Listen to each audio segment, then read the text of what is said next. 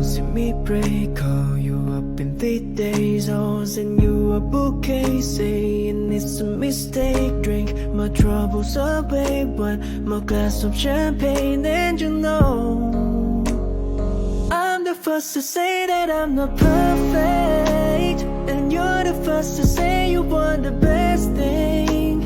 But now I know a perfect way to let you go. Give my last hello, hope it's worth it. Here's your perfect.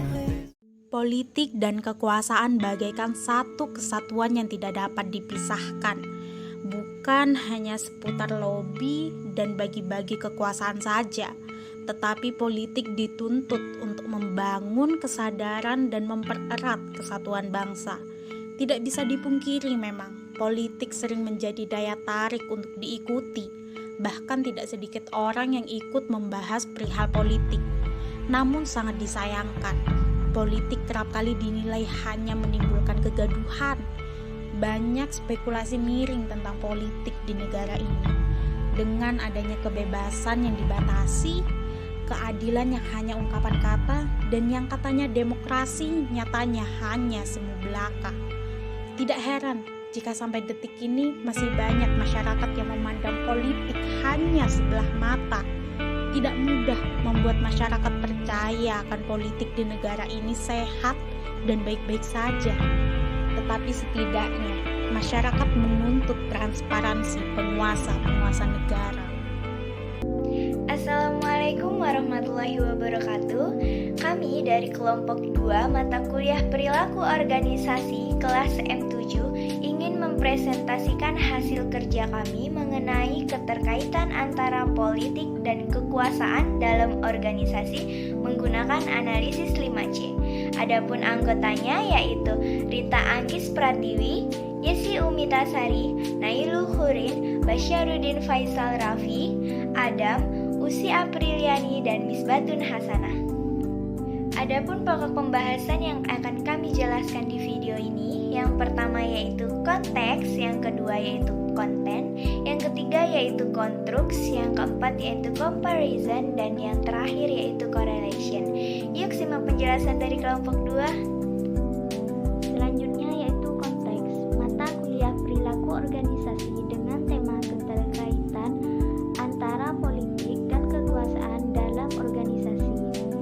Topik pembahasan terdapat 3 unsur, yakni politik, kekuasaan, dan organisasi.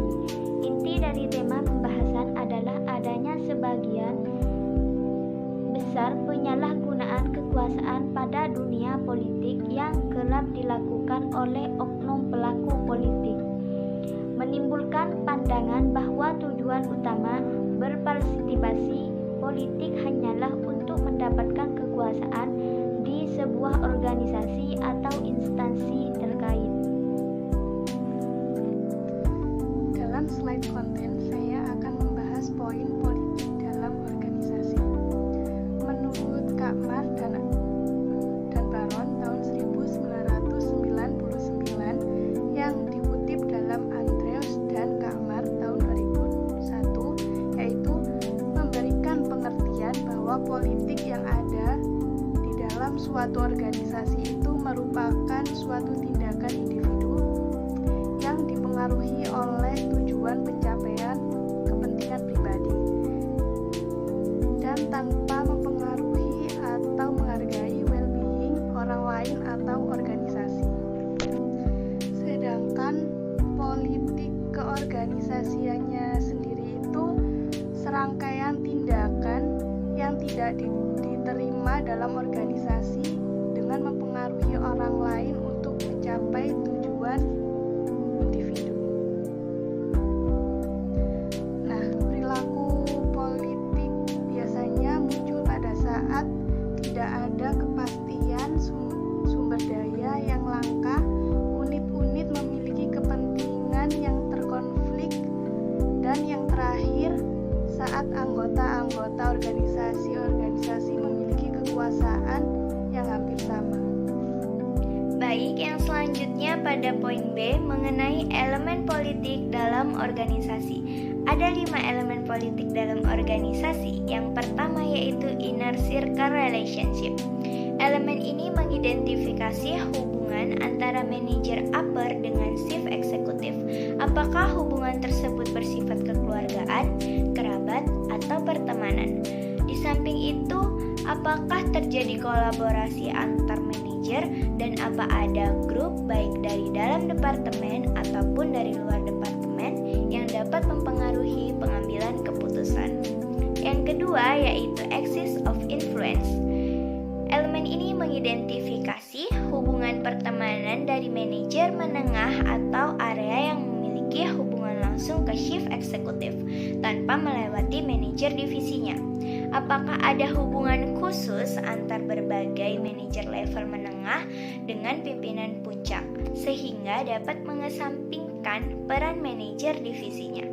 Bisa jadi hubungan tersebut timbul karena memang adanya special expertise atau keahlian khusus yang dimilikinya dalam pengelolaan unit yang dipimpinnya sehingga dapat melakukan tugas-tugas tanpa diperlukan manajer divisi. Yang ketiga yaitu informal power center. Apakah ada karyawan level operasional yang memiliki hubungan khusus atau pertemanan dengan manajer senior sehingga melewati atasannya? Yang keempat yaitu polarizing elements. Adakah ketidakcocokan antara manajer dengan bawahannya dan dalam hal apa sajakah terjadi? Dalam semua aktivitas organisasi atau hanya perbedaan yang tidak prinsip saja? Timbulnya hubungan antar personal yang saling berkompetisi sehingga mempengaruhi interaksi emosional. Bila akan mempengaruhi pengambilan keputusan, maka akan menjadi kendala pelaksanaan tugas-tugas saja. Yang kelima yaitu informal coalition. Apakah ada grup manajer yang berkoalisi untuk menolak keputusan atau mengambil keputusan yang lain dengan yang sudah ditetapkan manajer atasannya? Dan sejauh mana hal ini akan diteruskan? Selanjutnya akan dibahas oleh teman saya. Yang selanjutnya definisi dari kekuasaan. Menurut Rickard pada tahun 1964 berpendapat bahwa perbedaan dalam kekuasaan benar-benar didasarkan pada perbedaan kausalitas atau sebab akibat. Kekuasaan adalah kemampuan untuk menggunakan pengaruh, sedangkan alasan adalah penggunaan pengaruh yang sebenarnya. Menurut Russell pada tahun 1983 menyatakan bahwa power atau kekuasaan adalah konsep dasar dalam ilmu sosial. Sumber-sumber kekuasaan dalam organisasi. Yang pertama, kewenangan formal. Kewenangan formal yaitu kewenangan yang mengacu pada hak, prerogatif atau kewajiban dan tanggung jawab seseorang berkaitan dengan kedudukannya dalam organisasi atau sistem sosial. Yang kedua yaitu kekuasaan pribadi. Kekuasaan pribadi menjelaskan bahwa kelompok sumber kekuasaan berdasarkan kedudukan akan berlimpah pada orang-orang yang secara hierarki mempunyai kedudukan dalam organisasi. Analisis konstruk atau membangun taktik politik dalam organisasi. Taktik memainkan politik dalam organisasi yang pertama yaitu memainkan ketidakmampuan mengganti. Misalkan jika dalam suatu organisasi hanya ada satu-satunya orang atau subunit yang mampu melakukan tugas yang dibutuhkan oleh organisasi, maka ia tersebut dikatakan sebagai memiliki kemampuan mengganti. Yang kedua, dekat dengan manajer yang berkuasa. Jika kita berhasil melakukan pendekatan dengan manajer yang berkuasa, maka otomatis kita juga akan mendapatkan kekuasaan. Yang ketiga, membangun koalisi. Melakukan koalisi dengan individu atau subunit lain yang memiliki kepentingan yang berbeda merupakan taktik politik yang dipakai oleh manajer untuk memperoleh kekuasaan dan mengatasi konflik sesuai dengan keinginannya. Yang keempat, mempengaruhi proses pengambilan keputusan. Untuk mengendalikan proses pengambilan keputusan agar penggunaan kekuasaan memiliki legitimasi dan sesuai dengan kepentingan organisasi, yaitu mengendalikan agenda dan menghadirkan ahli dari luar. Yang kelima, menyalahkan atau menyerang pihak lain. Manajer biasanya melakukan ini jika sesuatu yang tidak beres atau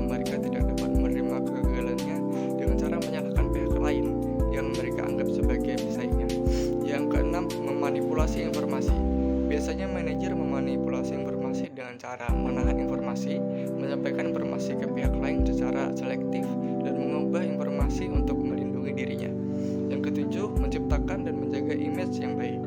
Biasanya dengan cara berpenampilan yang baik dan sopan, berinteraksi dan menjaga hubungan yang baik dengan semua orang, menciptakan kesan bahwa mereka dekat dengan orang-orang penting dan hal sejenisnya. Slide selanjutnya akan dijelaskan oleh rekan saya. Pada slide ini saya akan menjelaskan tentang comparison, yaitu perbandingan. Politik adalah suatu jaringan interaksi antar manusia dengan kekuasaan diperoleh, ditransfer, dan digunakan. Politik dijalankan untuk menyeimbangkan kepentingan individu, karyawan, dan kepentingan manajer, serta kepentingan organisasi. Sedangkan kekuasaan merupakan kapasitas yang dimiliki seseorang untuk mempengaruhi cara berpikir dan berperilaku orang lain sesuai dengan yang diinginkannya. Kekuasaan tersebut dapat diperoleh dari berbagai sumber yang dibedakan menjadi kekuasaan formal dan kekuasaan personal. Kekuasaan biasanya identik dengan politik. Terima kasih. Ini saya akan membahas tentang correlation atau hubungan. Menurut Heriawan Ahmad tahun 2009 menyebutkan bahwa kekuasaan merupakan konsep yang berkaitan dengan perilaku. Kekuasaan dipandang sebagai gejala yang selalu terdapat dalam proses politik.